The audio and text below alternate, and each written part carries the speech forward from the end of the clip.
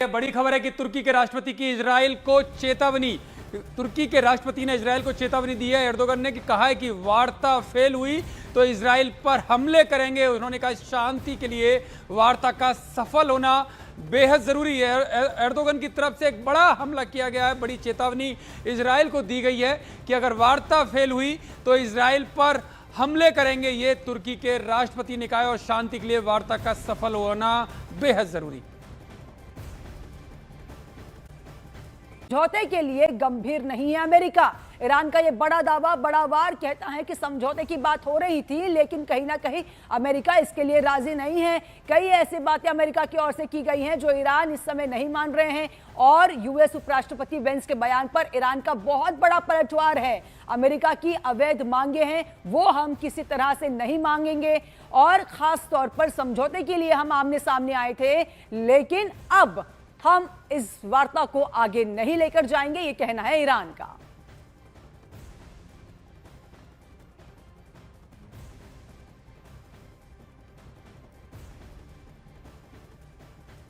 और इसी बीच हमारे साथ स्टूडियो से मेरे दो सहयोगी मेरे साथ लाइव जुड़ चुके हैं, शैलेंद्र जी और नीरज जी। सीधा उनका रुख करेंगे। सबसे पहला सवाल नीरज आपसे है।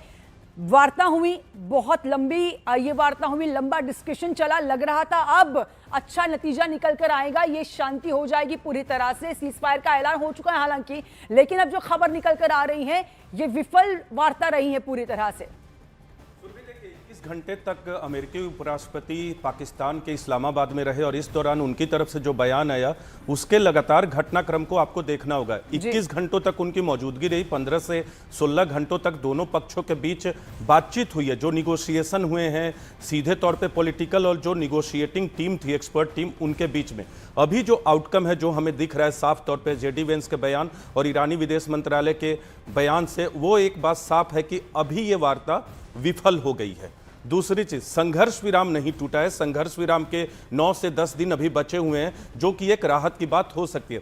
तीसरी महत्वपूर्ण बात यह है कि जेडी वेंस ने एक बात कही है कि ये वार्ता टूटना, असफल होना ईरान के लिए बैड न्यूज ज्यादा है बल्कि अमेरिका के लिए कम है। अमेरिका के लिए कम बैड न्यूज है, ईरान के लिए ज्यादा है। उन्होंने एक अंतिम प्रपोजल भी दिया है कि उस पर ईरान की तरफ से कोई सहमति बने और जिन मुद्दों पर बात फंसी, जिन मुद्दों पर कह सकते हैं बात टूटी है, उसमें दो महत्वपूर्ण मुद्दे हैं जिसका जिक्र भी किया गया है अमेरिका और ईरानी मीडिया की तरफ से भी और उनकी आधिकारिक बयानों की तरफ से भी। आपके पास फिर से दोबारा लौट कर आएंगे, लेकिन इसी बीच एक बड़ी खबर आ रही है। ईरान के साथ शांति वार्ता पर व्हाइट हाउस का बयान सामने आया है। व्हाइट हाउस की तरफ से कहना है कि ईरान को समझौते की शर्तें माननी होगी। व्हाइट हाउस की ओर से एक बड़ा बयान। व्हाइट हाउस कहते हैं कि ईरान को जो समझौते की शर्त हमने सामने रखी थी वो उन्हें माननी होंगी। ईरान परमाणु कार्यक्रम रोकने को राजी नहीं है, ये कहना है व्हाइट हाउस का। अमेरिका की ओर से बड़ा बयान आया है कि परमाणु पर सबसे ज्यादा महत्वपूर्ण ये मुद्दा था, इस पर ज्यादा फोकस किया गया था, लेकिन ईरान किसी तरह से परमाणु कार्यक्रम रोकने को राजी नहीं है। ईरान को अमेरिका ने बेस्ट ऑफर दिया है, ये भी कहना है। और शैलेंद्र भी हमारे साथ जुड़े हुए हैं स्टूडियो से, मेरे सहयोगी हैं। शैलेंद्र, देखिए ईरान की जिस तरह से वार्ता कल हुई है अमेरिका के साथ, लेकिन अब अमेरिका का पलटवार है। सबसे बड़ा आरोप लगाया है कि अमेरिका ने ईरान को अमेरिका ने बेस्ट ऑफर दिया था, ये अमेरिका का कहना है, वो ठुकरा दिया है, वो कह रहा है अमेरिका। बिल्कुल, देखिए सुरभि, इसको लेकर ये साफ हो चुका है कि जो इस्लामाबाद में जो कोशिशें हो रही थी दोनों देशों को एक मंच पर लाने की, एक मेज पर लाने की, बातचीत को आगे बढ़ाने के लिए, वो पूरी तरह से विफल हो चुकी हैं।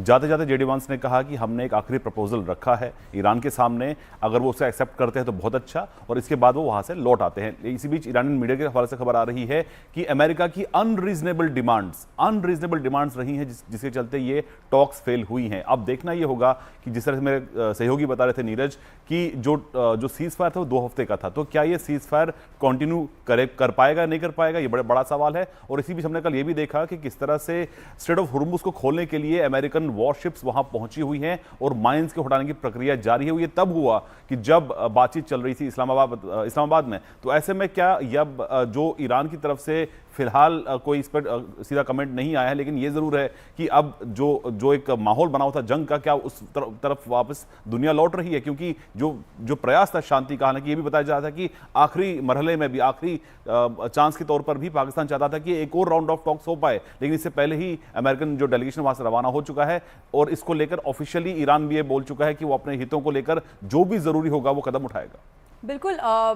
नीरज, आपसे भी सवाल करूंगी। ईरानी मीडिया का यह दावा है कि इस्लामाबाद वार्ता जो हुई थी वो बेनतीजा खत्म हो गई है, यानी ये जो पूरा देश इस बात पर नजर रख रहा था, निगाहें टिकी थी कि अब कहीं ना कहीं शांति वार्ता जो है वो सक्सेसफुल दिखेगी, लेकिन खुद ईरानी मीडिया ने यह दावा कर दिया कि इस्लामाबाद में यह वार्ता बेनतीजा खत्म हो चुकी है।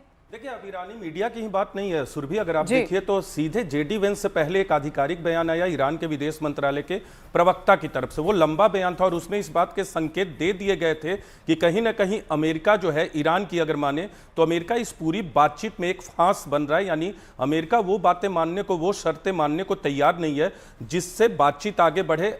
ईरानी विदेश मंत्रालय की तरफ से साफ तौर पर कहा गया था कि डिप्लोमेटिक प्रोसेस जो चल रहा है उसकी सफलता अमेरिका के सीरियसनेस एंड गुड फेथ पर निर्भर करेगी। लेकिन जो सबसे महत्वपूर्ण मुद्दा था, जो दो मुद्दे थे जो स्टिकिंग पॉइंट बने दोनों देशों के बीच में, वो ये था कि पहला, न्यूक्लियर मसले पे ईरान की तरफ से कोई कमिटमेंट नहीं दिया जा रहा था, और दूसरा ये कि हॉर्मुज पर कोई बात नहीं बन रही थी। 6 से करीब 12 बार, यानी हाफ दर्जन से 1 दर्जन बार लगातार जेडी